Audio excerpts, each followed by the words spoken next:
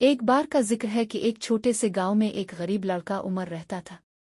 उमर के पास कुछ नहीं था सिवाय एक छोटे से पौधे के जो इसने अपने बागीचे में लगा रखा था। वो इस पौधे का बहुत ख्याल रखता था और रोजाना इसे पानी देता था। एक दिन गांव में एक मेहमान आया जो एक मशहूर नबाताती माहिर था। इसने देखा कि उमर का पौधा कुछ खास है और इसमें खूबसूरत फूल खिल सकते हैं अगर सही तरीके से ख्याल रखा जाए।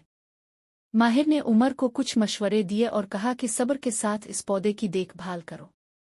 उमर ने माहिर की बातों पर अमल किया और मजीद मेहनत से पौधे की देखभाल शुरू कर दी। दिन रात की मेहनत के बाद कुछ महीनों में पौधे पर खूबसूरत रंग बरंगे फूल खिलने लगे।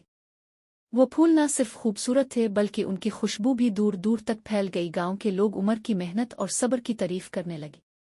उन्होंने इसके फूल खरीदने शुरू कर दिए जिससे उमर की माली हालत बेहतर हो गई। जल्द ही उमर ने अपना बागीचा एक खूबसूरत बाग में तब्दील कर लिया। कहानी का सबक यह है कि सब्र और मेहनत से बड़ी बड़ी कामयाबियां हासिल की जा सकती है। अगर हम अपने काम को मोहब्बत और दिलजमी से करें तो वक्त के साथ साथ कामयाबी हमारे कदम चूमती है।